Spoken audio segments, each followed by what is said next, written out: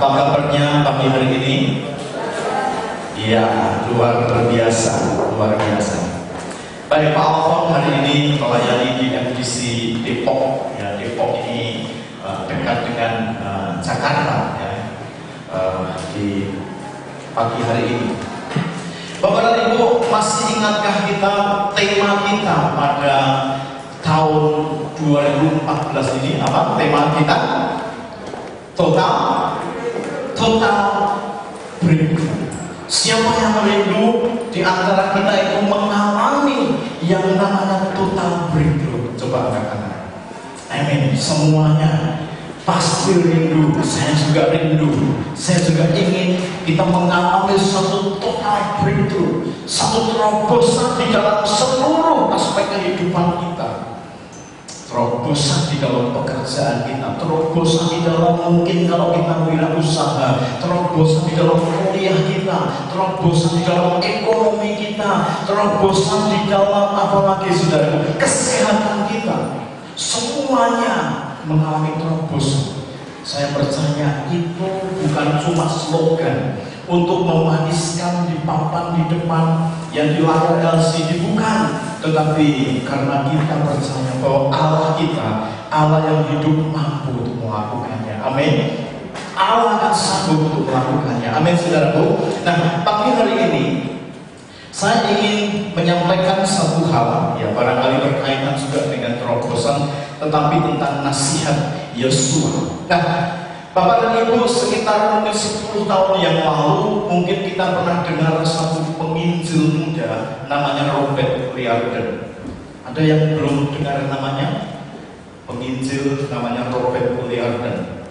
Kira-kira 10 tahun, ya mungkin di bawah tahun 2000, beliau sempat hadir di satu kota, di kota Semarang. Saya juga hadir juga di sana. Itu ibadah mulai mungkin sekitar pukul 8 pagi. Tetapi saya dengar pukul 3 pagi itu gedung di depan penuh sesak. Sampai belum dibuka, tetapi orang-orang ngantrinya begitu luar biasa. Tak tahu apakah di sini ada orang yang datang juga waktu itu di Permata Hijau di Hasanuddin dekat Taman Mas Semarang. Saya lihat ada ibu-ibu, mereka makan nasi yang namanya nasi bungkus itu, yang mereka makan nasi bungkus, antri jam 3 pagi, itu gedung belum dibuka, tetapi mereka antri di depan gedung, di tangga begitu, karena ingin melihat seorang hamba Tuhan namanya Robert Liardon. Kenapa? Karena hamba Tuhan ini mengalami satu perjalanan hidup bersama dengan Tuhan. Dia mengarang satu buku, Aku Melihat Surga. Betul? Bukunya covernya kuning. Ya, satu pengalaman rohani yang begitu luar biasa, sehingga waktu dia mengarang buku itu dan dia hadir di kota Semarang, orang berbondong-bondong ingin melihat, orang berbondong-bondong ingin mendengarkan bagaimana pengalaman rohani seorang yang bernama Robert Liardon. Wow, luar biasa. Di samping itu juga orangnya ganteng, Bapak Ibu. Wow, orangnya keren sekali. Iya, agak sedikit gemuk, tinggi, ganteng. Wow. Ya mungkin ada yang pengen lihat gantengnya juga barangkali ada. Ingin lihat isinya, bagaimana perjalanan hidup, dia melihat surga, ada juga. Tetapi yang saya lihat itu begitu penuh sesak. Orang ingin melihat seorang yang bernama Robert Liardon. Orang ingin mendengarkan akan firman yang disampaikan. Nah, Bapak Ibu, pagi hari ini juga kalau Robert Liardon datang dan begitu banyak orang antusias untuk hadir, untuk mendengar. Pagi hari ini juga ada seorang yang bernama Yosua juga, yang begitu luar biasa. Yosua ini seorang yang memulai karirnya itu menjadi abdinya seorang yang bernama Musa. Dia menjadi bujangnya Musa. Dia menjadi hambanya Musa. Dia menjadi pelayannya Musa. Dia mengikuti akan Musa dan karirnya itu terus. Dan kalau kita lihat hari-hari ini, kalau orang bekerja, ya sering kali kita dengar Enggak lagi yang namanya IQ, intelligent question itu. IP-nya berapa? Oh, IP-nya 3,9. Wow, cum laude atau summa cum laude. Oh, masuk. Sekarang zamannya bukan seperti itu. Meningkat lagi yang namanya emosi, emotional question. Betul ya? Orang pinter nggak bisa berinteraksi satu dengan yang lain. Pinternya dipek dewe, pinternya untuk dirinya sendiri. Perusahaan nggak mau lagi yang namanya cuma hanya pinter, tapi emosionalnya juga kurang. Lalu ada lagi yang namanya SQ, spiritual apa? Question. Orang yang mungkin pinternya enggak, ya cukuplah ya, namanya lulus kuliah. Orang yang mungkin punya satu kehangatan. Kalau dia marketing, dia hangat. Kalau dia di operasional, mungkin dia hangat dengan anak buahnya. Ditambah lagi dia punya spiritual question, punya hubungan yang baik dengan Tuhan. Artinya diselidiki orang yang punya spiritual question. Orangnya nggak korupsi, orangnya baik loh, orangnya nggak hitung-hitungan waktu. Dia berpikir bahwa pekerja itu adalah ibadah. Waduh, luar biasa. Tetapi meningkat lagi, bukan cuma SQ, tetapi IQ, adventural question. Orang yang mengalami satu perjalanan hidup yang luar biasa, sempat naik di bulanting Tuhan, gitu ya. Wah, kayak Ayub gitu ya. Orang yang kaya di timur gitu, dalam satu hari itu ternaknya habis, itu rumahnya kebakar, itu anaknya meninggal, dia jatuh bangkrut miskin. Enggak cuma miskin, sakit lagi. Lalu dipulihkan Tuhan. Orang mengalami adventura, perjalanan hidup bersama dengan Tuhan. Diangkat Tuhan, turun lagi naik seperti itu. Wah, kalau orang seperti ini, kalau marketing enggak gampang menyerah. Betul ya? Waduh, ke toko ini enggak bisa berjuang terus. Dia ngelobi terus, akhirnya tembus juga. Di satu daerah kayaknya pasarnya nggak bisa, potensinya kurang, tapi ulet perjalanan hidupnya ulet tembus juga. Nah, orang senang dengan orang seperti ini. Nah, Yosua itu salah satu orang yang punya lengkap. Dia punya intelektual yang bagus juga, dia pemimpin. Dia punya spiritual yang luar biasa. Dia juga punya perjalanan hidup yang luar biasa. Ingat waktu dia dengan Kaleb, waktu dia disuruh mengintai akan negeri Kanaan, 10 pengintai mengatakan, waduh Musa, memang negeri itu luar biasa. Itu buah-buahnya gede-gede. Waduh, itu semangkanya luar biasa, melonnya juga luar biasa. Tetapi penduduknya itu, waduh, itu orang-orang raksasa, orang-orang enak katanya. Kita ini akan seperti belalang yang akan ditumpas habis oleh mereka. 10 orang mengatakan begitu.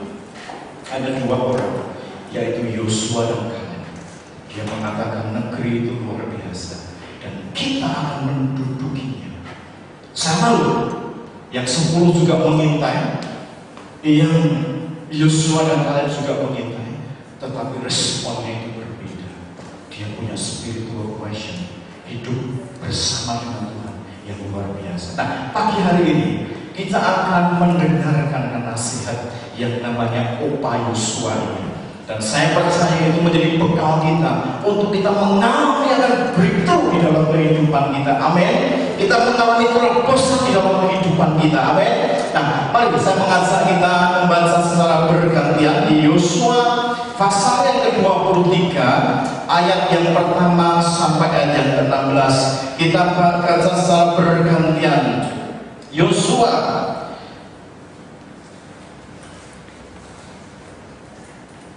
Yosua 23 ayat pertama sampai ayat yang ke-16. Judulnya apa? Pidato perpisahan Yosua kepada siapa? Para pemimpin bangsa itu. Kemarin ada orang yang mungkin kerja pengen cepat-cepat pulang, gitu ya, pengen lihat debat capres cawapres. Waduh, pidatonya itu dinanti. Apa ini visinya, apa misinya. Wow, gitu ya. Yang terjadi juga ya, ada yang pertanyaannya salah dan sebagainya, wah ya macam-macam gitu.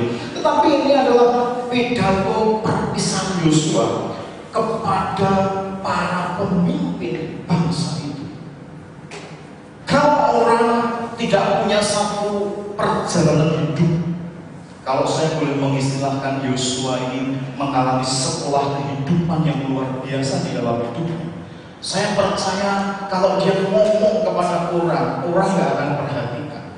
Tetapi karena Yosua adalah orang yang berkualitas hidupnya, saat dia ngomong banyak orang memperhatikan, dan dia tidak ngomong dengan sembarangan orang, tetapi kepada para pemimpin bangsa itu. Nah, saya membacakan ayat pertama, Bapak Ibu, kedua, sampai kita bergantian sampai ayat yang ke-16. Pidato perpisahan Yosua kepada para pemimpin bangsa itu. Ayat pertama, lama setelah Tuhan mengaruniakan keamanan kepada orang Israel ke segala penjuru terhadap semua musuhnya, dan ketika Yosua telah tua dan melanjut umur, sama-sama yang kedua,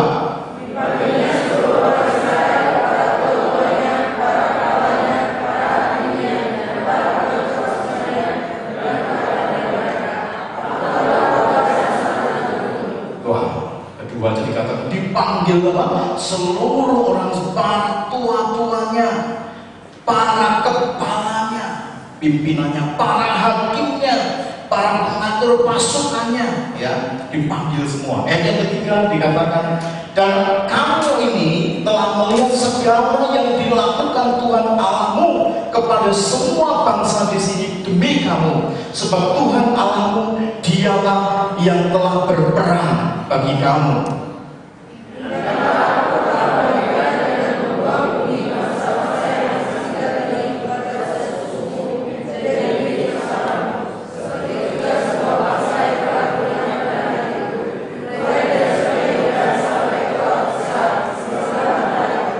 Ayat yang kelima, dan Tuhan Allahmu dialah yang akan mengusir dan menghalau mereka dari depanmu, sehingga kamu menduduki negeri mereka seperti yang dijanjikan kepadamu oleh Tuhan Allahmu.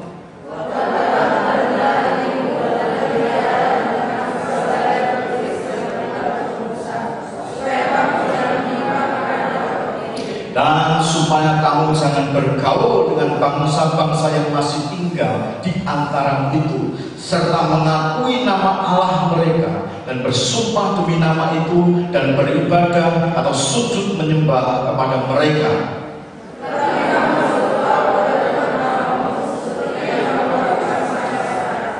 Bukankah Tuhan telah menghalau bangsa-bangsa yang besar dan kuat dari depanmu?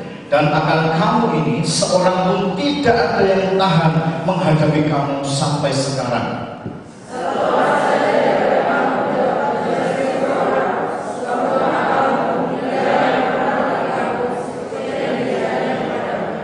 Maka demi nyawamu bertekunlah mengasihi Tuhan Allahmu.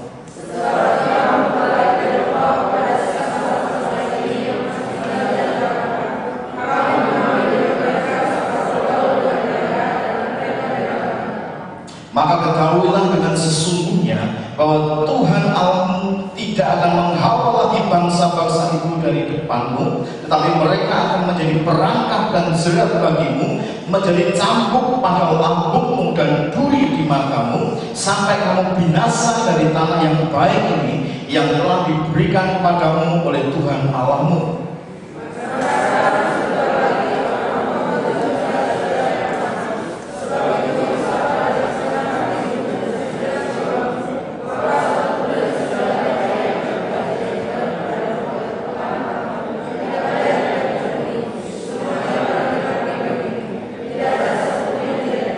Ayat 15, tetapi seperti yang telah datang atas kamu segala yang baik, yang telah dijanjikan kepadamu oleh Tuhan Allahmu, demikianlah Tuhan akan mendatangkan atas kamu segala yang tidak baik, sampai yang telah memusnahkan kamu dari tanah yang baik yang diberikan kepadamu oleh Tuhan Allahmu.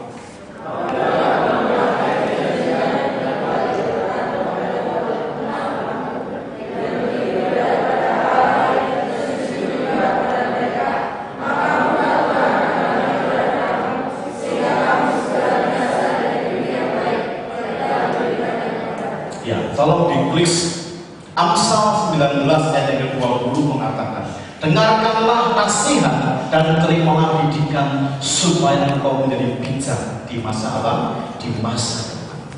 Bapak dan Ibu, saudara-saudara yang dikasihi Tuhan, tadi kita sudah mendengar atau kita membaca di dalam Yosua pasal yang ke-23 ayat yang pertama sampai ayat yang ke-16. Ada nasihat yang diberikan seorang yang saya pikir luar biasa di dalam hidupnya. Dia mengalami satu kehidupan, kalau saya boleh mengistilahkan, dia mengalami sekolah kehidupan yang luar biasa. Nah, saya percaya depan nama kita dan di belakang nama kita ini berderet titel kita. Baik-baik saja, sah-sah saja.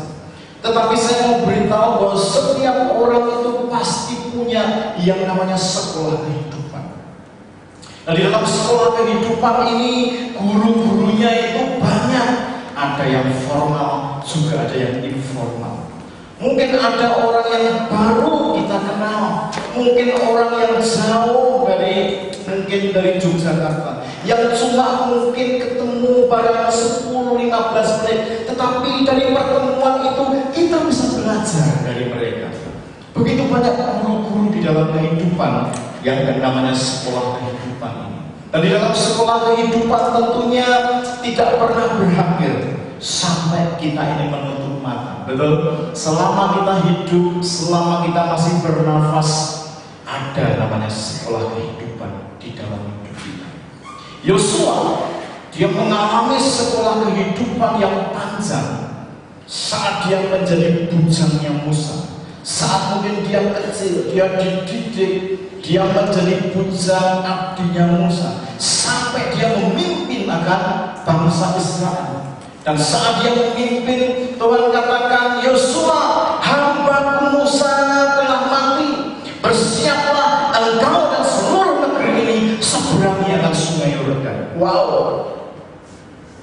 Saya yakin kenapa Tuhan berfirman kepada Yosua, Musa sudah meninggal. Kenapa? Karena Musa waktu itu adalah seorang superstar di Israel. Sedikit-sedikit Musa, sedikit-sedikit Musa, sedikit-sedikit ke Musa. Wah, Musa ini jadi sepertinya tanda kutip Allahnya, yaitu bangsa Israel. Waktu Musa meninggal, tampuk pimpinan itu diberikan kepada Yosua yang masih muda, yang belum biasa memimpin. Itulah sebabnya Tuhan berkata, hei Yosua, hamba Musa sudah meninggal. Sebab itu seberangilah sungai Yordan engkau dan seluruh akan bangsa ini. Wow, saudara, itu keder, gak pernah memimpin, disuruh memimpin umat yang dikatakan tegar tengkuk. Wow, luar biasa.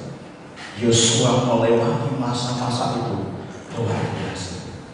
Kita lihat orang-orang Israel waktu itu. Kalau kita membaca di dalam Hakim-Hakim, ada Sakar yang lain. Itu sepertinya itu ada di dalam satu lingkaran setan. Waktu mereka baik, Tuhan berkati.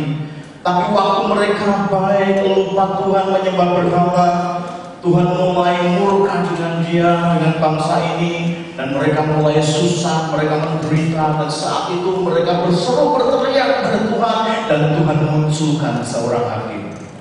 Lalu setelah itu dipulihkan lagi, dipulihkan, lupa lagi, terus baca itu di Hakim-Hakim, terus dipulihkan seperti itu. Nah, Yosua diberikan tampuk pimpinan kepada orang-orang yang dipimpinnya itu seperti itu. Ini bukan perkara yang mudah. Ini bukan perkara yang gampang. Memimpin orang yang tegar tengkuk, memimpin orang yang ngeyelan, memimpin orang yang susah diatur dan sebagainya. Yosua mengalami sekolah kehidupan yang saya pikir luar biasa. Bapak dan Ibu, kalau Tuhan izinkan kita masuk di dalam sekolah kehidupannya Tuhan, itu luar biasa. Jangan pernah kita bermimpi bahwa di dalam sekolah kehidupan semuanya terus berjalan dengan baik. Belum tentu. Di dalam sekolah kehidupan kadang kita mengalami di dalam lembah kekelaman. Kadang kita mengalami di dalam satu kesesatan. Tetapi saat kita kita tahu ada Tuhan yang menyertai kita. Kemana rohmu jauh daripadaku, di lembah ada, di gunung ada, di laut ada, kita merasakan kesejukan dan ketenangan. Nah, nasihat yang pertama, tolong diklik di Yosua pasal yang ke-23 ayat yang ke-11. Tadi kita lihat bahwa kita mendengarkan nasihat ini. Kalau kita dengan bijak, kita mendengarkan nasihat, maka dikatakan nasihat itu akan sangat berguna untuk masa depan kita. Didikan itu sangat berguna untuk masa depan kita. Nah, hal yang menarik di dalam ayat yang ke-11 dikatakan bahwa maka demi nyawamu bertekunlah mengasihi Tuhan Allahmu. Wow, waktu saya membaca ini sesuatu yang ironis. Yosua katakan, hei para pemimpin, hei kepala pasukan, hei para tua-tua, demi nyawamu bertekunlah mengasihi Tuhan. Saya mau tanya, kalau demi nyawa kita, kira-kira kita perlu nggak untuk diberi nasihat? Jujur saudara, kalau demi nyawa kita, perlu nggak kita diberi nasihat? Perlu, ya. Tapi kebanyakan kalau yang namanya demi nyawaku, apapun dilakukan. Betul nggak? Nah, yang namanya demi nyawaku, waduh, yang namanya demi nyawaku, apapun dipertaruhkan, apapun akan dilakukan, apapun akan dikerjakan, apapun akan digarap. Kalau yang namanya demi nyawaku, makanya Sinta itu punya dua anak, untukku dan untukku. Ini sesuatu yang ironis. Artinya kalau sesuatu yang sifatnya jasmani, nggak usah kita bilang demi nyawaku. Itu sudah kalau yang namanya jasmani, untuk nyawa kita apapun ditabrak, apapun dikerjakan, jauh apapun dilakukan, saudara. Kalau yang namanya demi nyawaku. Tetapi di sini dikatakan demi nyawamu bertekunlah mengasihi Tuhan.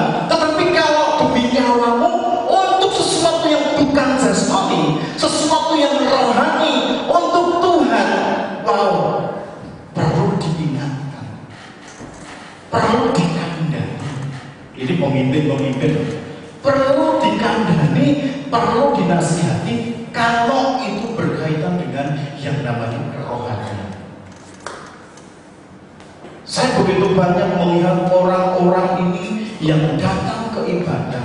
Dia nggak tahu bahwa saat dia beribadah, morning service, dia melayani Tuhan, dia berbakti. Salah satu tanda dia mengasihi Tuhan, dengar, demi nyawamu, bukan demi nyawa pendeta loh, enggak loh, bukan loh, demi nyawamu, demi kita. Bagi pihak Tuhan itu tidak ada yang perlu lagi ditambahkan. Dia Allah yang sudah sempurna. Amin. Dia Allah yang sudah punya segalanya. Mazmur 24, bumi, segala kekayaan ada di bawah bumi, di atas, semua adalah miliknya Tuhan. Pertanyaan saya, adakah yang di luar itu yang tidak miliknya Tuhan? Semua adalah miliknya apa? Miliknya Tuhan. Tuhan gak butuh apa-apa lagi. Kalau kita mengasihi Tuhan, kalau kita beribadah dengan sungguh-sungguh, itu demi nyawa kita loh. Jangan salah loh. Bukan demi orang lain, demi nyawa kita. Tetapi perlu diingatkan oleh seorang Opa Yosua ini kepada para pemimpin waktu itu. Hei, bertekunlah mengasihi Tuhan. Itu demi nyawamu, bukan demi nyawa orang lain. Bukan demi nyawa pendetanya, bukan, tetapi demi apa? Nyawa. Kenapa? Karena kalau yang namanya nyawa kita, kalau demi hidup kita, saya pikir di awal saya katakan kita semestinya tidak perlu dikasih tahu. Kita suruh bertekun nggak perlu. Karena kalau demi nyawa kita, apapun kita lakukan, sesusah apapun, sesulit apapun, kita akan kerjakan, kita akan gerak itu. Kalau yang namanya demi nyawa kita, iya, demi nyawa kita akan lakukan. Tetapi kalau sesuatu yang untuk Tuhan, nah, kenapa bisa begitu? Alkitab sesuatu yang kelihatan itu sifatnya tidak kekal atau bersifat fana. Tetapi sesuatu yang tidak kelihatan itu bersifat apa? Kekal, kata firman Tuhan. Nah, kalau misalkan kita ini demi nyawaku untuk sesuatu yang rohani, yang tidak kelihatan, yang barangkali kita nggak tahu ini awal ujungnya kapan, sepertinya kita itu nggak ada satu gairah, nggak ada satu semangat, nggak ada sesuatu yang menerobos tentang kehidupan kita, karena kita nggak lihat secara kasat mata. Tetapi kalau sifatnya jasmani, kita melihat kantau, kita melihat wow, lihat keuntungan, kita melihat wow, padahal sifatnya fana. Kita akan mengejar habis-habisan. Tetapi kalau untuk yang rohani, perlu diingatkan, bertekunlah mengasihi Tuhan. Hati-hati Bapak dan Ibu. Ibadah, firman Tuhan mengatakan bukan cuma bermanfaat untuk sekarang, enggak, tapi untuk masa yang akan datang pun itu juga apa? Bermanfaat. Itulah sebabnya saya mendorong bahwa saat kita beribadah, saat kita mengasihi Tuhan, kasihlah Dia dengan segenap hati kita, dengan segenap kekuatan kita, dengan segenap jiwa kita, dengan ketulusan kita, sungguh-sungguh. Saya percaya bahwa ketika Tuhan melawat kepada umatnya, saudaraku, kita nggak bisa santai-santai lagi, kita nggak bisa slow lagi, saudaraku. Kita akan berlari. Dikatakan rumah siang itu menjadi pusat pengajaran. Orang akan berbondong-bondong datang ke sana. Saudara, hari ini pun kalau kita melihat beberapa jemaat Tuhan yang ada, misalkan beberapa kali berangkat ini di Korea, kita melihat di Korea itu orang datang beribadah itu dengan satu semangat yang luar biasa, dengan antusias yang luar biasa. Orang belum keluar, yang belakang sudah ngantri. Begitu doa berkat ini keluar, yang satu masuk, untel-untelan di tengah begitu. Kenapa? Orang begitu haus pengen duduk di depan. Orang begitu haus pengen duduk mendengarkan firman Tuhan. Tapi berapa banyak gereja-gereja, kalau orang bilang leda-ledi, santai-santai begitu, saudara, mengasihi Tuhan untuk nyawa kita, bukan yang lain. Gak ada namanya titipan nanti di surga, gak ada. Itulah sebabnya bagaimana kita mengasihi Tuhan. Salah satunya apakah ada gelora di dalam hati kita? Apakah di dalam spirit kita ini ada satu gelora untuk kita mengasihi Tuhan, kita bersemangat, kita merindukan Tuhan, kita menantikan Tuhan. Wow. Saya share dengan Pak Ade beberapa waktu lalu. Waktu saya saat itu, Tuhan ingatkan tentang satu yang namanya berjuang. Di Filipi pasal yang pertama, Paulus saat itu mengatakan, hendaklah kamu berjuang sesuai dengan apa yang sudah kamu dengar dari firman Tuhan, ya, supaya iman itu muncul. Karena iman dikatakan iman timbul dari pendengaran akan firman Kristus. Bapak dan Ibu, orang kalau berjuang, sekali lagi, kalau untuk dirinya sendiri, kalau untuk nyawanya, kalau untuk kepentingannya, saya mau katakan semuanya ditabrak, semuanya dilakukan. Betul? Kalau orang berjuang untuk dirinya sendiri, mau malumkah, mau siangkah, mau apa, dilakoni. Kalau untuk berjuang untuk dagingnya. Tetapi Paulus mengatakan kamu itu berjuang untuk iman yang sudah kamu dengar.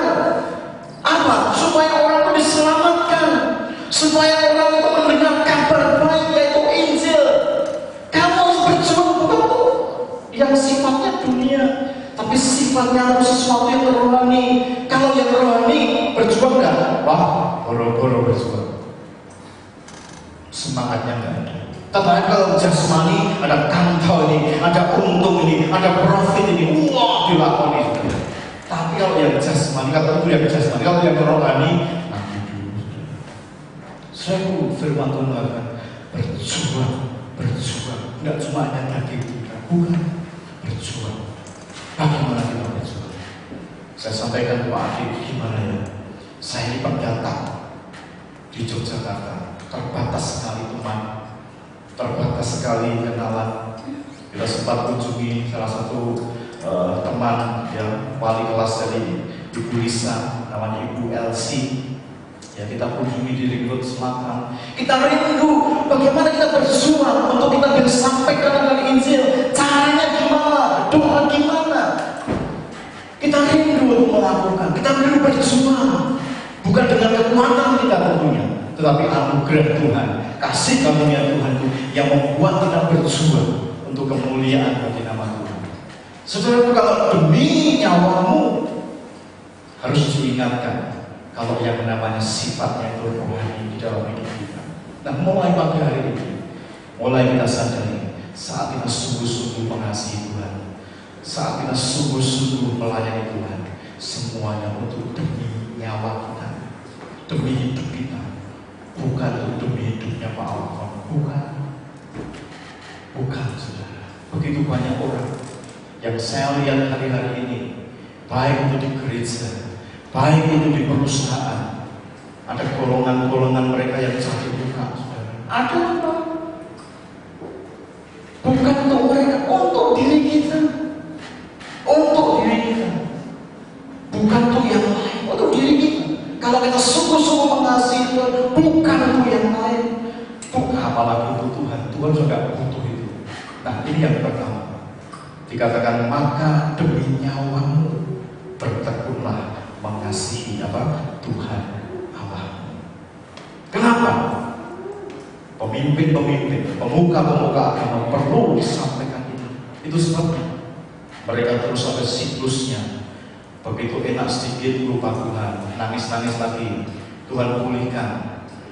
Setelah dipulihkan, nyembah lagi berhala, nangis-nangis lagi, dipulihkan lagi. Nah, itu sebabnya Yosua katakan demi nyawamu bertekunlah mengasihi Tuhan. Ya, yang berikutnya saudara, Yosua pasal yang ke-23 ayat yang ke-6.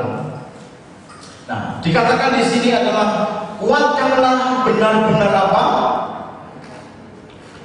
Kuatkanlah benar-benar hatimu dalam memelihara dan melakukan segala yang tertulis dalam kitab Musa, supaya kamu jangan menyimpang ke kanan atau ke kiri. Saya ingin bacakan dalam Yosua pasal yang pertama. Bapak Ibu bisa lihat di Yosua pasal yang pertama.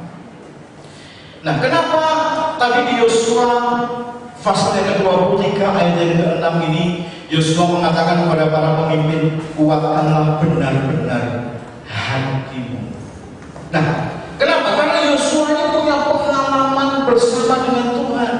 Nah, kalau orang punya pengalaman dengan Tuhan, punya sekolah kehidupan di mana Roh Kudus yang mengajar kita, dia bisa menguraikan lagi apa yang menjadi pengalaman hidup orang tersebut. Nah, kalau kita lihat dalam Yosua ayat yang pertama, ya tadi kalau kita lihat ayat yang pertama dikatakan apa? Sesudah Musa hambaku itu mati, berfirmanlah Tuhan kepada Yosua bin Nun abdi Musa itu, hambaku Musa telah mati. Sebab itu bersiaplah sekarang, seberangilah sungai Yordan ini, engkau dan seluruh bangsa ini, menuju negeri yang aku berikan kepada mereka, kepada orang Israel itu. Ya, nah kalau kita lompat di ayat yang ke-6, ayat yang ke-5, ya, seorang pun tidak akan dapat bertahan menghadapi engkau seumur hidupmu, seperti aku menyertai Musa. Demikianlah aku akan menyertai engkau. Aku tidak akan membiarkan engkau dan tidak akan meninggalkan engkau. Perhatikan ayat ke-6, dikatakan kuatkanlah dan teguhkanlah hatimu, sebab engkau akan memimpin bangsa ini memiliki negeri yang kujanjikan dengan bersumpah pada nenek moyang mereka untuk diberikan kepada mereka. Ayat 7 diulang lagi oleh Tuhan. Dia berfirman, hanya kuatkanlah dan teguhkanlah hatimu dengan sungguh-sungguh, bertindaklah hati-hati sesuai dengan seluruh hukum yang telah diperintahkan kepadamu oleh hamba Musa. Janganlah menyimpang ke kanan atau ke kiri, supaya engkau beruntung kemanapun engkau pergi. Nah, diulang lagi di ayatnya yang ke-16 dikatakan, di ayatnya yang ini diulang lagi sampai 3 kali. Yang ayat berapa? Saya baca ini dikatakan jangan menyimpang ke kanan atau ke kiri, juga dikatakan kuatkanlah hatimu, kuatkanlah hatimu. Diingatkan terus kepada Tuhan, kepada apa? Yosua. Ya, ada di ayat berikutnya dibaca sendiri di rumah. Ya, Tuhan terus mengatakan, Yosua sama. Saat dia mengalami itu beberapa tahun yang lalu ketika dia masih muda, Tuhan berfirman, Yosua teguhkan dan kuatkan hatimu. Yosua teguhkan dan kuatkan hatimu. Diulang sampai beberapa kali, lebih dari 2 kali. Hal yang sama saat dia menjadi tua. Dia berkata kepada pemimpin-pemimpin, pemuka-pemuka, pasukan-pasukan pengawal, orang-orang yang dipandang dituakan di negeri itu. Dia memberikan nasihat, para tua-tua, para pemimpin, teguhkan dan kuatkan hatimu. Kuatkan benar-benar hatimu dalam apa? Memelihara, dikatakan ayat yang ke-6 Yosua 23. Satu refleksi apa yang dia dapatkan, satu pengalaman hidup yang dia bagikan, yang dia saksikan kepada orang-orang pemimpin-pemimpin waktu itu saat dia menjadi tua. Nah, apa nasihat ini, saudara? Untuk kita ini, saudaraku, di dalam Yosua 23 tadi, untuk kita ini benar-benar, saudaraku, kuat. Kita benar-benar, saudaraku, sungguh-sungguh benar-benar hati kita memelihara, melakukan segala yang tertulis di dalam kitab hukum Musa. Saudaraku, saya melihat bahwa hari-hari ini, kalau saya pribadi, ya, secara pribadi, beberapa kali, saudaraku, saat saya merenungkan, ya, saat kita bersatu, ya, merenungkan bahwa kalau dulu saya pernah lihat apa yang ditampilkan Pak Alfon ini adalah ada yang namanya kenil. Ya, kenil itu lutut gitu ya. Jadi orang di jalan kalau berlutut 3 menit dia berdoa. Di pasar itu dia berlutut, dia berdoa. Di satu negara kenil itu kayak onta, lututnya ini dia berlutut, bersiku, dia berdoa. Ada gerakan doa seperti itu. GKPP juga pernah lakukan yang namanya gerakan doa. Kita berdoa 1 menit dulu ya, prayer ya, 1 menit berdoa. Ingat doa. Ingat doa, ingat doa. Nah, saya merenungkan bagaimana, saudaraku, hari-hari ini bagaimana kita ini ada gerakan namanya gerakan kekudusan di dalam hidup kita. Ada gerakan kekudusan saat kita mulai, saudaraku, mulai ada sesuatu yang di dalam hidup kita coba mulai introspeksi diri kita. Ada gerakan kekudusan yang mulai nyerempet, mulai kita bertobat, nyerempet, mulai setiap hari kita introspeksi. Firman Tuhan mengatakan hidup kita itu dibaharui dari hari ke hari. Dibaharui seperti apa? Dibaharui seperti Kristus, bukan gondrong rambutnya, bukan, tetapi diperbaharui karakter kita dari hari ke hari, dibaharui. Kenapa Yosua mengatakan kuatkanlah, teguhkan hatimu, benar-benar hatimu untuk memelihara segala yang tertulis. Saudaraku, hari-hari ini saya mau katakan hari-hari yang jahat. Betul, hari-hari ini hari-hari yang jahat. Saya tidak tahu ada hamba Tuhan yang dapat memelihatkan katanya, tetapi ya diuji aja. Tetapi firman Tuhan mengatakan di dalam kitab Wahyu ada sepertiga bintang yang terseret itu. Artinya orang-orang mereka yang pernah mengecap akan kebaikan Tuhan, orang-orang yang pernah mereka ini mengalami akan lamaran Tuhan, dikatakan itu sepertiga bintang itu jatuh di akhir zaman, di hari-hari yang terakhir. Kenapa? Karena mereka ini nggak benar-benar memelihara akan hukumnya Tuhan. Hati mereka nggak dikuatkan. Saudara, kita perlu kuatkan akan hati kita menghadapi akan situasi zaman. Firman Tuhan mengatakan manusia mencintai dirinya sendiri. Manusia mencintai uang lebih dari segalanya. Gak peduli sedulur saudara, gak peduli teman saudaraku. Yang penting disikat kiri, sikat kanan, sodok depan belakang. Yang penting dihafalkan segala cara. Yang penting saya bisa menikmati itu. Yang penting saya bisa nyawa saya tadi. Dia lakukan segala hal. Ini zaman yang akan terus terjadi. Saya percaya penggenapan akan firman Tuhan di dalam hari-hari yang jahat ini sudah akan semakin hari akan semakin nyata. Dan seorang hamba Tuhan mendapatkan satu penglihatan, begitu banyak anak-anak Tuhan, gereja-gereja surga yang besar, saudara. Mereka juga bertumbangan, saudara. Kenapa? Karena tidak menjaga yang namanya hati ini. Makanya kuatkan, teguhkan hatimu.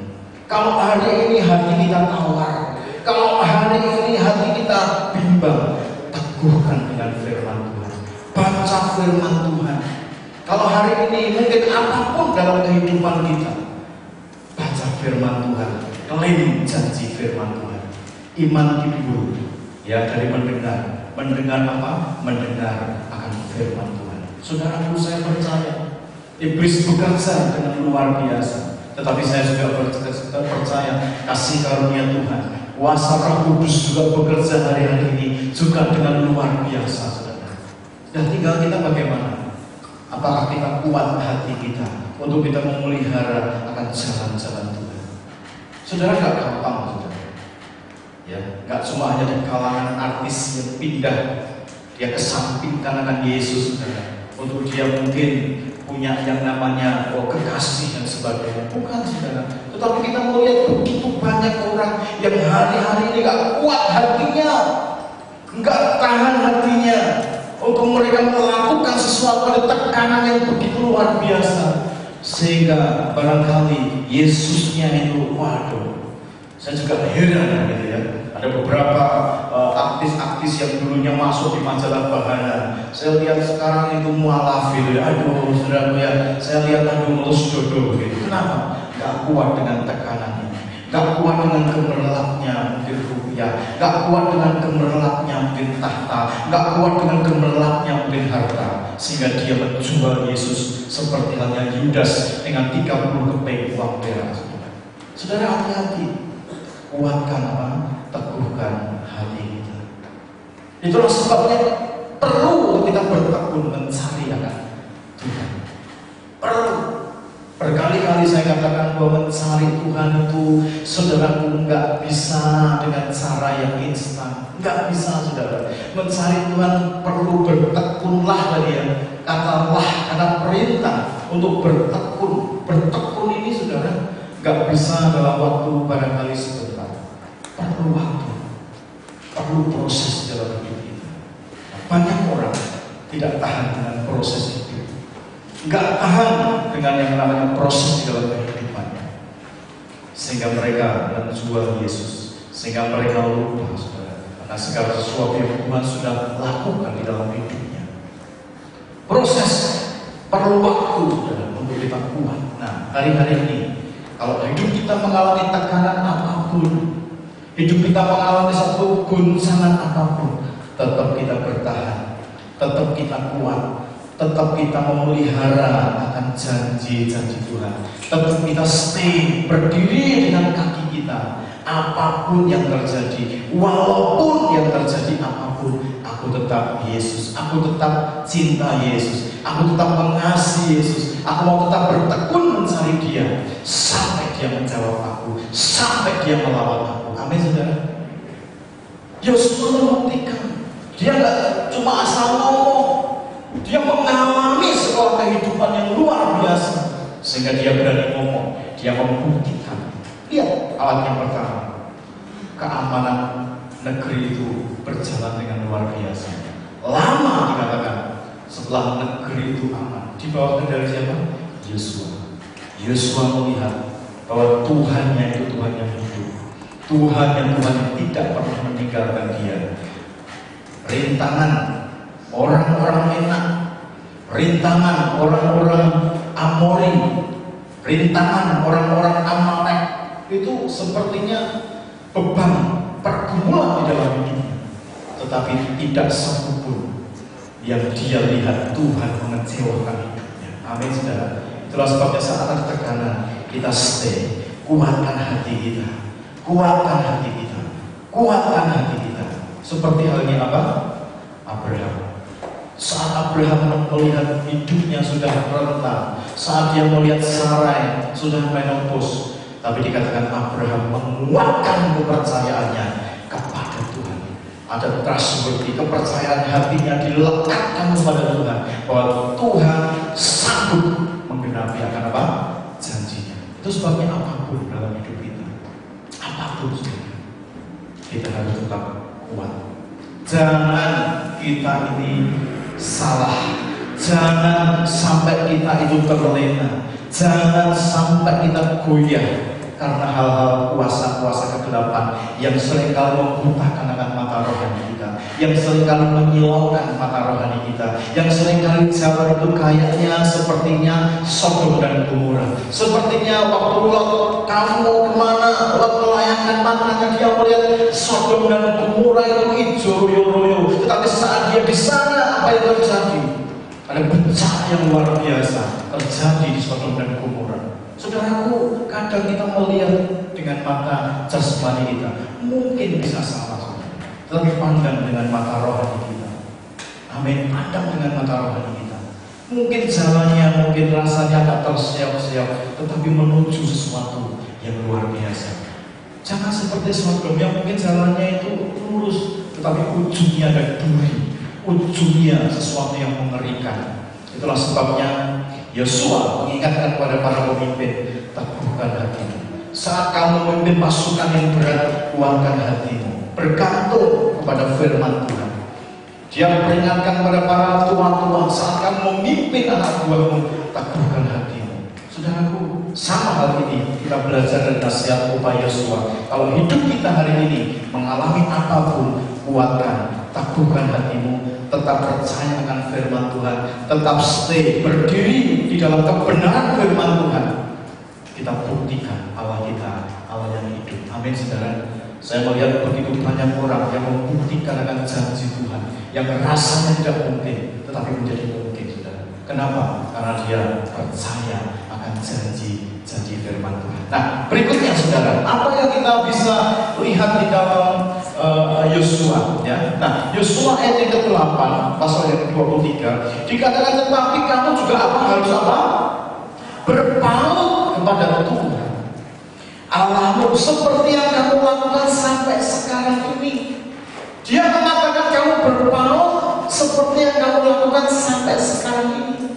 Nah, kita lihat sampai sekarang ini dia melihat satu keamanan atas negeri itu yang luar biasa. Dia memberikan kenyamanan yang luar biasa. Saat apa? Saat dia berpaut kepada Tuhan. Nah, kita lihat di dalam Yohanes, kita klik ya. Nah, Yohanes mengajarkan kita, ya, Yohanes 15 ayat yang ke-5, dikatakan, akulah pokok anggur dan kamulah ranting-rantingnya. Barang siapa tinggal di dalam aku dan aku di dalam dia, yang berbuah banyak, sebab di luar aku kamu tidak dapat berbuat apa-apa. Nah, kunci adalah kita ini berpaut kepada Tuhan. Yosua memberikan nasihat kepada para pemimpin, hendaklah kamu kalau memimpin, kamu tetap berpaut kepada Tuhan. Karena di luar Tuhan kamu tidak bisa berbuah. Di luar Tuhan kamu tidak bisa berbuat apa-apa. Sadari, di luar Tuhan kita ini nothing, nggak bisa apa-apa sebenarnya. Makanya kita harus berpaut, kita harus menempel kepada Tuhan. Kita harus berpaut di hari-hari yang sehat ini kepada Tuhan.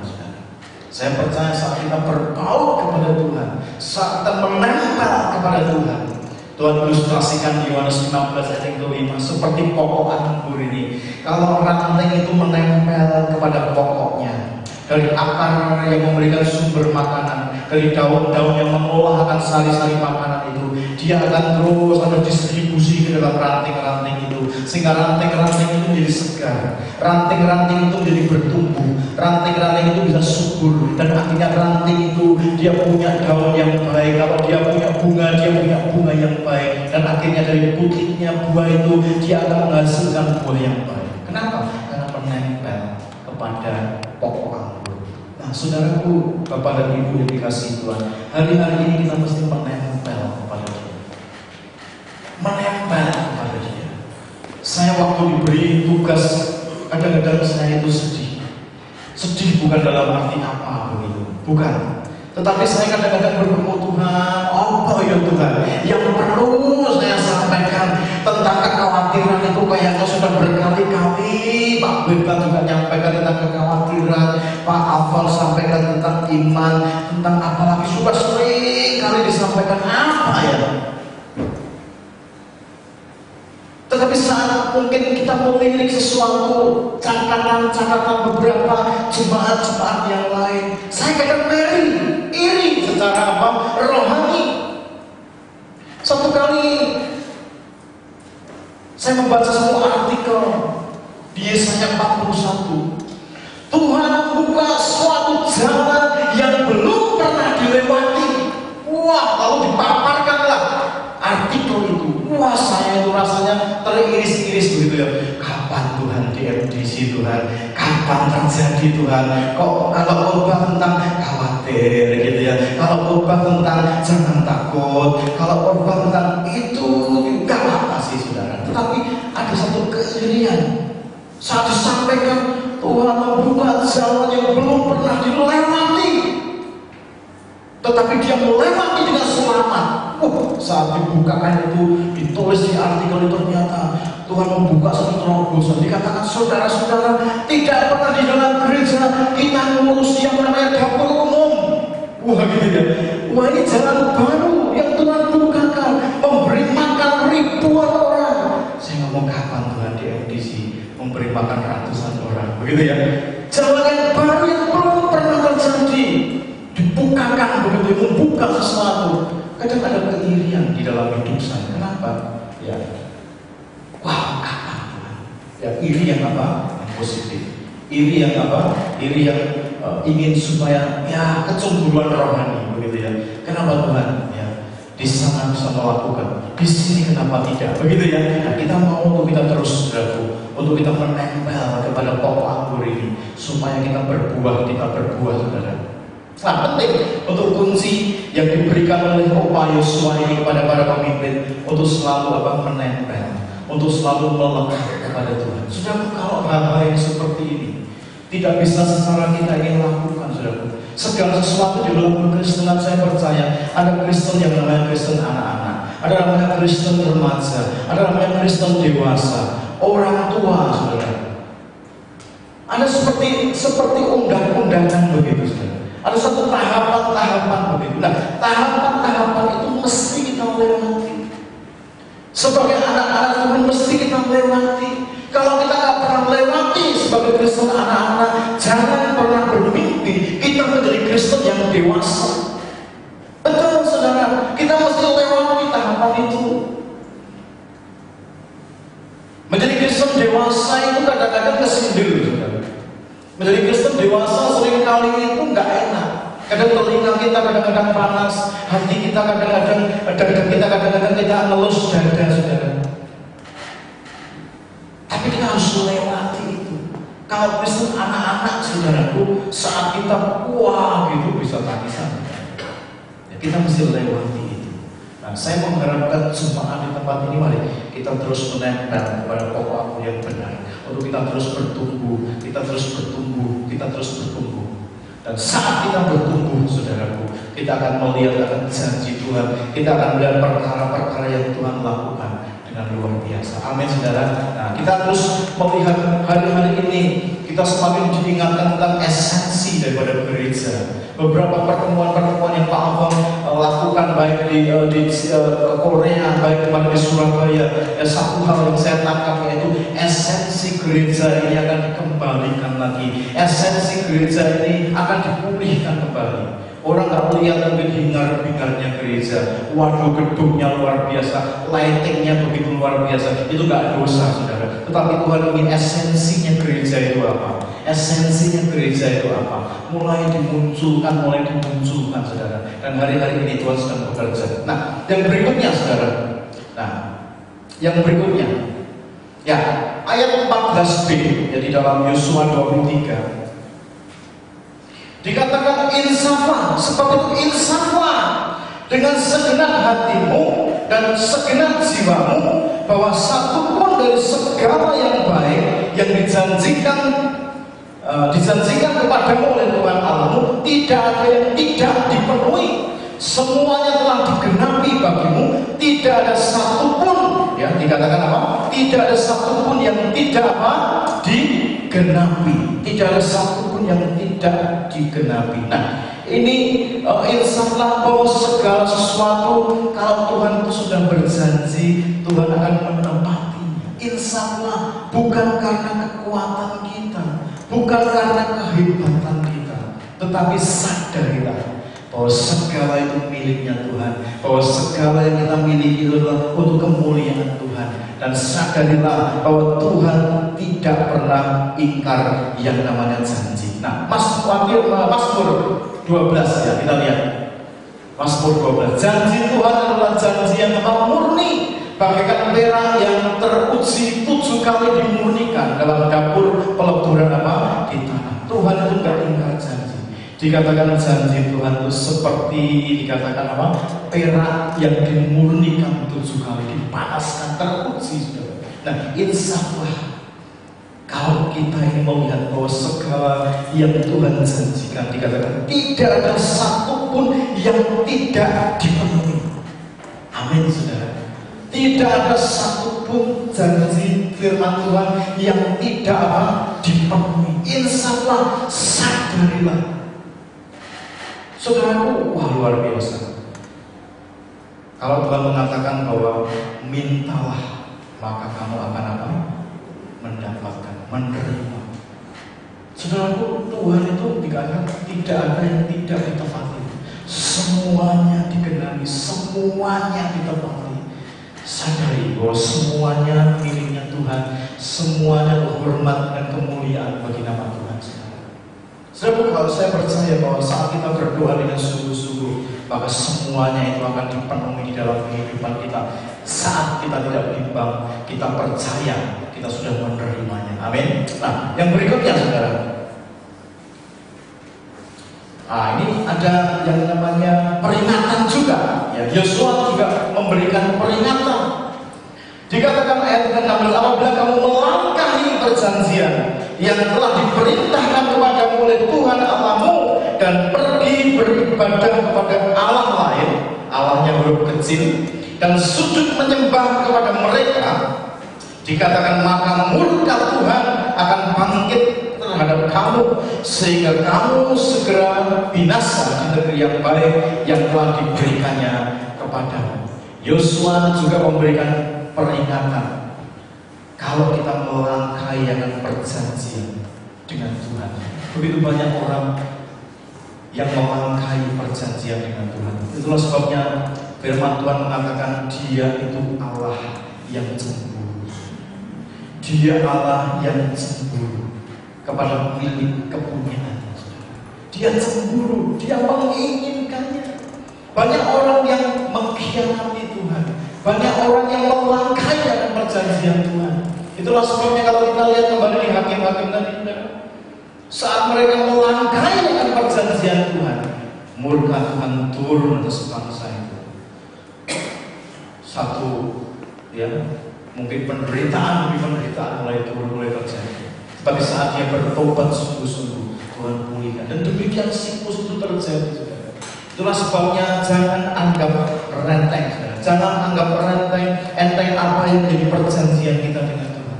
Tetapi semakin kuatkan, semakin kita melekat berpaut, semakin kita ini sudah kuatkan akan hati kita untuk kita tetap stay, kita tetap berdiri apapun yang terjadi, untuk kita mengasihi, untuk kita melayani Tuhan, ya semata-mata demi untuk nyawa kita.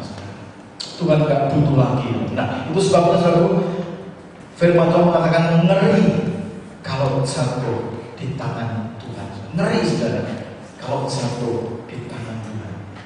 Begitu banyak orang yang mungkin menyepelekan akan hal ini. Begitu banyak orang yang dari saya katakan, kalau yang namanya rohani, yang namanya kelihatan, itu dianggap enteng. Kalau yang namanya rohani itu dianggap enteng, dianggap wah yang biasa saja. Enggak, saudara. Yang namanya kutuk itu betul terjadi. Ya. Firman Tuhan mengatakan kutuk bisa generasi pertama, generasi kedua, generasi ketiga, generasi keempat bisa terjadi. Itu bukan sesuatu cerita isapan jempol, bukan, tetapi sesuatu yang nyata. Kutuk itu bisa terjadi dan berkat itu juga bisa terjadi. Berkat Abraham, Ishak dan Yakub. Saudara, kita melihat diberkati karena janji yang firman Tuhan. Itu sebagai sesuatu yang rohani, jangan pernah kita mengingkari, bahkan kita mengkhianati atau melangkahi perjanjian yang diperintahkan kepada kita. Banyak orang pada kutip, ya, kalau yang seperti itu, nggak apa-apa, nggak apa-apa lah, begitu. Tapi hati-hati, ada sesuatu. Kalau kita menabur sesuatu, firman Tuhan katakan kita menuai sesuatu. Betul? Kalau kita menabur sesuatu, kita menuai sesuatu. Itu hukumnya Tuhan. Kalau kita menabur yang baik, kita akan menerima yang baik. Kalau kita menabur yang buruk, kita akan menuai yang buruk. Itu hukumnya Tuhan. Jadi jangan sampai kita ini, enggak lah, ya, enggak seperti itu, enggak. Ini sesuatu yang nyata di dalam satu hal ini. Itulah sebabnya saat kita memberikan persembahan kita memberikan perpuluhan kita. Firman Tuhan mengatakan bahwa aku akan menghalau belalang pelahap, aku akan menghalau belalang melompat, aku akan menghalau belalang pengerim, aku akan menghalau belalang pindahan. Itu betul terjadi. Ada belalang-belalang di dalam kehidupan kita ini yang malah nggak mungkin, nggak apa-apa, nggak kasih perpuluhan, itu kan, ya nggak apa-apa, nggak kasih persembahan, nggak apa-apa. Tuhan kan tahu, Tuhan kan maha tahu, Tuhan kan maha melihat segala kebutuhan kita. Hati-hati. Kalau yang namanya sudah belalangnya itu belalang pelahap yang sudah gerogoti sampai akar ini, waduh saudara, apapun yang kita lakukan ada kebocoran yang luar biasa. Itu bukan mau enggak. Tapi kalau kita memberikan dengan sukacita dan sungguh-sungguh, Tuhan akan menghalau segala belalang itu. Ada perlindungan yang dari Tuhan. Lihat Ayub, saudara. Saat iblis tembus dia, ada perlindungan yang dari Tuhan. Gak bisa masuk, saudara. Gak bisa tembus, gak bisa masuk. Saya mendengar beberapa orang-orang saudaraku yang mereka main yang namanya ilmu magic, ya, magic, black magic dan sebagainya. Ada beberapa orang yang mereka datangi rumah hamba Tuhan itu. Ya, satu berita yang saya dengar, dia datangi dan dia katakan, kenapa saya, kalau orang bilang nyantet kamu, saya temung kamu tidak bisa tembus. Ya, dia melihat ada satu covering rohani, ada satu sinar yang tidak bisa ditembus oleh musuh. Ini betul terjadi dan orang itu sudah bertobat. Orang itu bertobat. Kenapa? Karena kejadian itu. Dia melihat anak-anak Tuhan ada suatu perlindungan yang luar biasa. Nah, itu sebabnya jangan kita melangkahi perjanjian dengan Tuhan. Lakukan sesuatu yang baik untuk kemuliaan bagi nama Tuhan. Saya tidak berpanjang akan firman Tuhan pada pagi hari ini, tetapi mari kita sama-sama kita tundukkan kepala, kita sejenak kita merenungkan akan firman Tuhan pagi hari ini lewat Yosua 23 ayat pertama sampai 16, di mana ada semacam satu perenungan nasihat yang diberikan oleh seorang yang bernama Yosua, orang yang sudah barangkali punya pengalaman hidup yang luar biasa bersama dengan Allahnya, dan dia mau sharing pagi hari dengan kita sehingga kita bisa membaca di dalam kitab Yosua ini, sehingga saya percaya pagi hari ini boleh menguatkan kita. Kalau hari-hari ini engkau datang ke ibadah, kau seringkali merasa bahwa itu bukan untuk nyawamu sendiri. Kau mungkin berkata bahwa ya saat saya beribadah ya biasa aja, asal-asal saja. Saya beribadah ada kehausan, tidak ada satu terobosan di dalam hidup saya. Mulai pagi hari ini sadari, kalau kau sungguh-sungguh mencari Allah, kalau kau sungguh-sungguh melayani Dia, semuanya itu bukan untuk orang lain, tetapi semuanya untuk dirimu sendiri. Karena Allah tidak butuh akan segala sesuatu di dalam hidupmu. Dia lebih, Dia punya segalanya. Dia nggak butuh apapun dari kita. Kita yang butuh akan Dia. Itu sebabnya mulai perbarui akan hidup kita. Kalau kita sungguh-sungguh melayani Tuhan, mengasihi Tuhan, Yosua katakan bertekunlah, bertekunlah. Perintah untuk bertekun, perintah untuk mengalami proses dalam kita mengasihi akan Allah. Sungguh-sungguh lakukan, karena itu untuk nyawamu, itu untuk nyawa kita, bukan pasangan kita, bukan anak-anak kita, bukan orang tua kita, bukan kekasih kita, tetapi semata-mata untuk kita sendiri.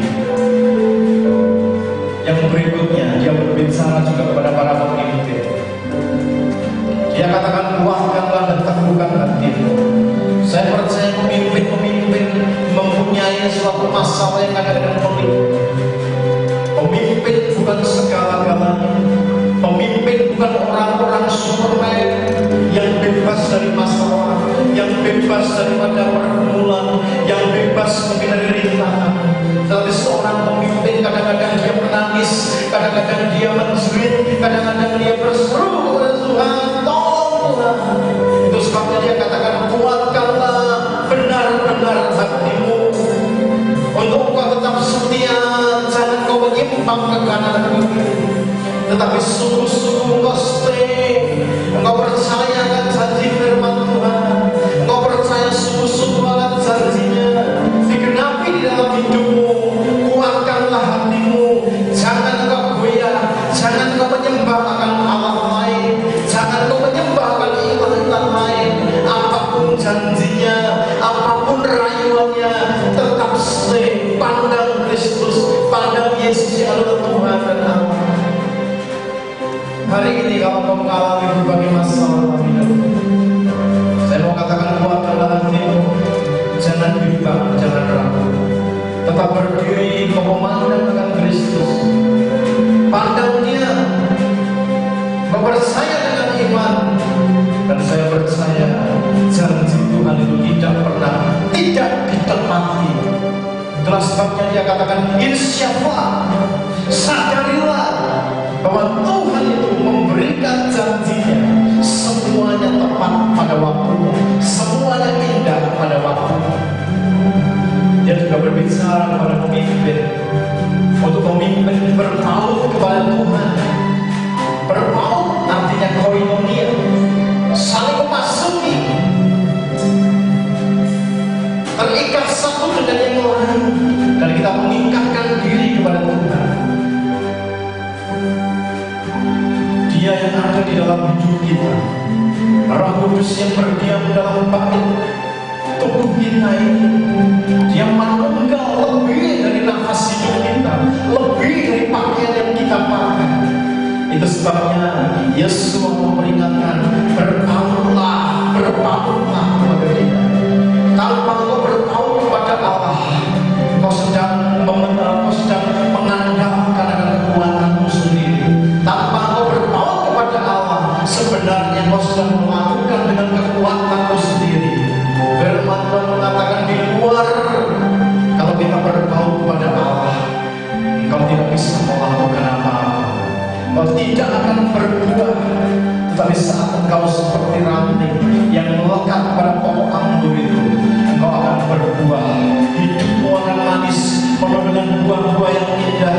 Buah itu dinikmati mungkin oleh anakmu, mungkin oleh tetanggamu, mungkin orang-orang di sekitarmu, sanak famili, keluarga besarmu. Dia melihat akan buah-buah yang manis yang luar biasa, sehingga saat dia melihat akan hidupmu ada buah-buah yang luar biasa, mereka boleh dikenyangkan di dalam rohani. Mereka melihat tangan Tuhan yang luar biasa di dalam hidupmu, dan dia bertanya, ya luar biasa. Hidup mereka, hidup boleh menginspirasi begitu banyak orang, karena kau melekat pada pokok anggur yang benar itu, kau melekat kepada Kristus. Apapun persoalanmu, lekatkan dirimu kepada Dia, karena hanya Dialah sumber segala sumber. Dialah sumber hikmat, Dialah sumber solusi dalam hidupmu, Dialah sumber segala persoalan. Kau boleh alami apapun juga, tetapi saat kau melekat kepada Dia akan ada solusi. Saat kau melekat kepada Dia ada jalan keluar. Saat kau melekat kepada Dia ada terobosan. Total breakthrough akan terjadi dalam hidupmu. Yang terakhir, jangan kau pernah mengingkari akan perjanjian. Satu hal yang Allah tidak bisa lakukan, Dia tidak bisa ingkari janji. Dia katakan, kalau pagi hari matahari tidak bersinar,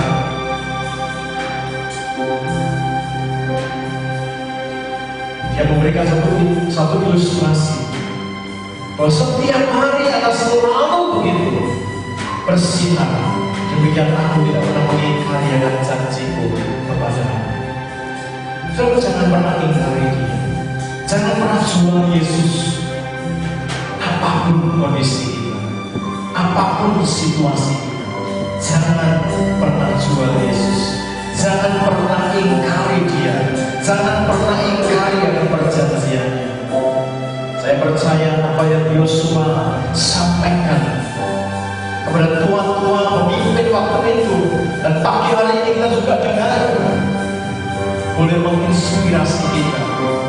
boleh memberikan satu hal yang membangunkan hidup kita. Bapak, terima kasih pagi hari ini. Mari Allah Roh Kudus mau bekerja kepada kami. Mari jamahkan setiap kami, jamahkan setiap perkumpulan anak-anak kami. Kami rindu terus naik Tuhan, bukan turun. Kami rindu melakukan perkara-perkara yang besar bersama dengan kami. Pada hari-hari ini kami mengalami Tuhan berbagai kesulitan. Kami sepertinya berjalan di tempat, tetapi kami tetap mau Tuhan. Untuk kami percaya, kami menguatkan akan hati, terlebih kami mau berpaut kepada Allah yang tidak pernah ingkar janji dalam hidup kami. Mari Roh Kudus sertai kami. Engkaulah Parakletos, Engkaulah Roh Kudus, Engkaulah penolong kami, Engkaulah guru kami yang sejati, Engkaulah yang akan menolong, yang membimbing kami untuk melewati masa-masa, bahkan di dalam kesesakan, kesulitan kami. Engkau pun ada di sana, dan kami percaya Engkau tidak pernah meninggalkan kami. Engkau senantiasa menolong kami, Engkau senantiasa ada untuk hidup kami. Engkau Tuhan Allah Roh Kudus yang tidak pernah terulang sedetik pun. Bapak, terima kasih pagi hari ini. Murnikan hati kami, murnikan kami sungguh-sungguh mengasihi Engkau, tidak dengan embel-embel yang lain, tapi murnikan hati kami untuk kami mengiring akan Engkau. Tidak ada selubung maksud-maksud tertentu di dalam hidup kami, tapi murnikan akan hati kami, dimurnikan Tuhan, sehingga saat kami mengiring akan Engkau, Engkau melihat ada ketulusan di dalam hati kami, ada kemurnian di dalam hati kami, dan biar kami Tuhan menjadi orang-orang yang berkenan di hadapan-Mu, dan bahkan perkenanan-Mu itu turun atas kehidupan kami. Memberkati anak jemaat-Mu di tempat ini Tuhan. Kami percaya ada hal-hal yang luar biasa yang kami percaya Engkau sedang siapkan Tuhan di tengah-tengah kami. Ada laskar-laskar-Mu, ada orang-orang yang berjuang Tuhan menginjil-Mu, ada orang-orang yang mengasihi Engkau di tempat ini, ada orang-orang yang tidak puas Tuhan yang ada di tempat ini. Tetapi kami percaya Tuhan akan mengembangkan kanan dan ke kiri, akan terus mengembangkan kanan dan ke kiri. Kami percaya Tuhan akan mengembang Tuhan jauh dan jauh lagi. Kami percaya, kami rindu terjadi digenapi di tengah-tengah jemaat ini. Itu sebabnya Bapa mengunsurkan akan orang-orang yang mengasihi Engkau lebih dari apapun. Munculkan orang-orang yang berjuang, tidak mementingkan hanya diri sendiri, tetapi mari kita berjuang di dalam kasih karunia Tuhan, untuk boleh melihat akan jiwa-jiwa, untuk boleh melihat akan kesukaan-Mu, yaitu semua orang boleh diselamatkan. Rata kalabaya syantara, Rabaya kalabaya syantara, Rabaya syantara, Rabaya kekuatan bagi hari ini, yang lebih lesu, yang berdepan meratakan depan mereka Tuhan. Oh, kami percaya Tuhan, kami percaya Kau memberikan motivasi yang benar bagi anak-anak-Mu. Kau memberikan motivasi yang benar bagi anak-anak-Mu untuk mereka datang beribadah kepada Engkau. Oh, Rabaya Santara, Rabaya Santara. Terima kasih Tuhan, terima kasih. Terima kasih Tuhan hari ini Tuhan, terima kasih Tuhan. Terima kasih Roh Kudus, sempurnakan itu di dalam hati kami. Beri pengertian lebih lagi kami. Roh Kudus yang menolong kami untuk memperjelas akan firman-Mu, dan biar firman-Mu bertumbuh di dalam hidup kami, Untuk hidup kami tidak sama lagi, tetapi ada kegelisahan rohani yang begitu luar biasa. Berikan kegelisahan rohani Tuhan hari-hari ini dalam hidup kami. Beri kegelisahan rohani terjadi di tengah-tengah anak-anak-Mu Tuhan, untuk mereka memberikan yang terbaik bagi Engkau, untuk mereka memberikan yang terbaik bagi Raja di atas segala raja. Tuhan, berikan Tuhan gairah rohani di tengah-tengah anak-anak-Mu Tuhan di tempat ini. Beri gairah rohani Tuhan. Kami gak mau suam-suam pukul Tuhan. Kami mau Tuhan, kami panas di dalam Engkau. Kami mau Tuhan, untuk kami terus mengiringkan Engkau di dalam anugerah-Mu. Terima kasih pagi ini Pak. Terima kasih.